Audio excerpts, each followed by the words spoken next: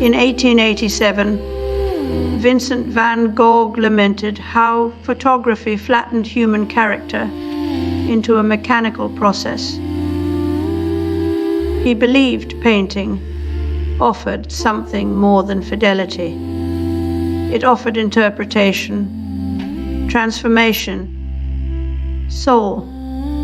Today we are returning to that paradox, but in reverse. Instead of capturing the essence through art, we recreate the illusion of art with algorithms. Digital systems now generate imperfections, like film grain or handwritten fonts, not because they value humanity, but as a calculated mimicry. This is the algorithmic twins, a system that fabricates traces of human involvement without any of the vulnerability or imperfection that makes those marks meaningful in the first place.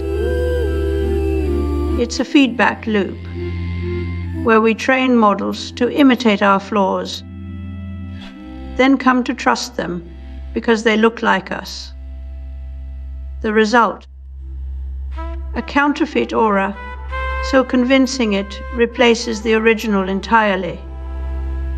Not as homage, but as function. Not for art, but for profit.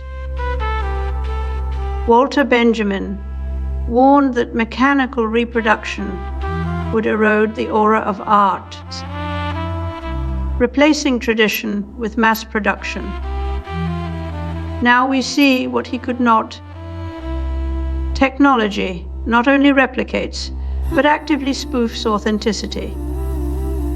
The signs we once trusted, grains, texture, gesture, are no longer born from human hands or minds, but optimized for algorithmic efficiency. We've moved beyond reproduction into simulation. And in that simulation lies a new kind of truth. One generated by code, accepted by faith.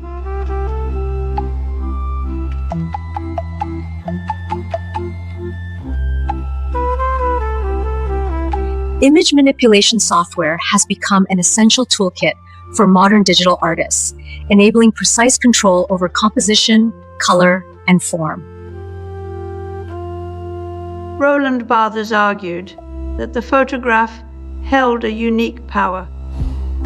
It carried with it that has been an irrefutable trace of reality itself. It wasn't about the image's pretense to truth, but its ability to anchor us in the past, evidence of what once was. But now, algorithmic culture has turned this concept on its head. AI-generated images no longer rely on real world origins. They are fabrications without provenance. And yet we are trained to trust them as if they were born from a camera's lens. In Camera Lucida, Barthes introduced the punctum, that small, jarring detail in an image that pierces us. It was always accidental. But what happens when we no longer need randomness to create emotional impact? Algorithms now optimize every pixel for effect. The punctum becomes a feature, not a flaw. It's engineered into images as part of a calculated strategy to provoke feeling and trust. Authenticity is not discovered but designed. What once felt like a rupture from the code-based world of language now feels entirely mechanical. The photograph, once a window into truth's residue, is now just another data point in an endless feedback loop of consumption and fabrication. And so authenticity, that stubborn relic, becomes a product to be sold back to us through curated imperfection, grain added by design, flaws simulated for nostalgia.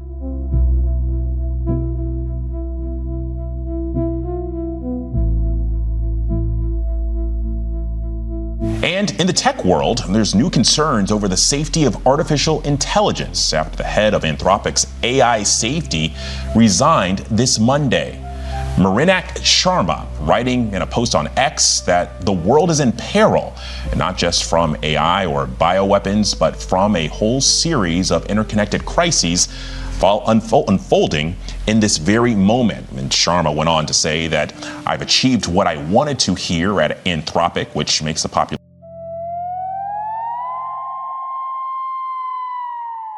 So it really doesn't depersonalize music, I think, but rather maybe humanizes computers, I guess I would. My DI software used to be criticized for making music sound mechanical, too clean, too sterile. But engineers added a feature called humanizing, which introduced subtle imperfections into the timing and pitch of notes. The idea was simple: make machines sound like people. This wasn't about rediscovering humanity in art. It was marketing. A machine that falters just enough becomes more relatable. Not because it learns from artists, but because it needs to pass for once. In the early days of home computers, programmers saw them as a rebellion against industrial monotony. But they quickly became tools for efficiency, not expression.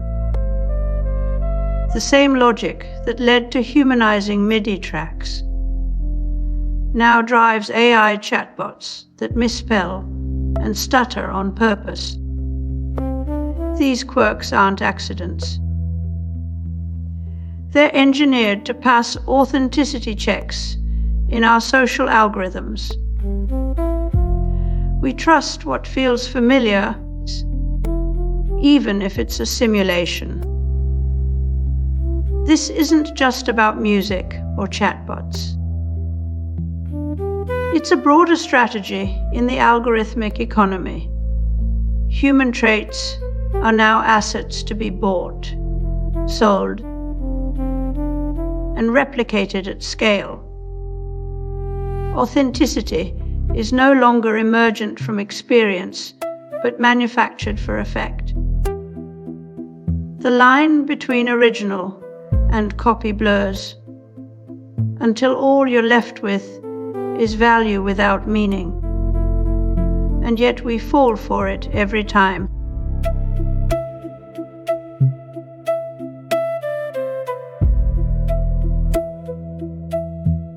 We have a new human being, and that's Chris Potter of Memetics Corporation, a new synthesizer, the Yamaha DX100, and a new computer, the Commodore Amiga. In the early 20th century, Walter Benjamin warned that technological reproduction would erode what he called the aura of original works, their sense of authenticity and irreplaceability. But in algorithmic culture, we've gone beyond mere reproduction. Originals are no longer sacred artifacts. They're treated as inputs in systems designed to generate convincing approximations. The aura is not just lost, it's simulated. What matters now is the signal, not the source.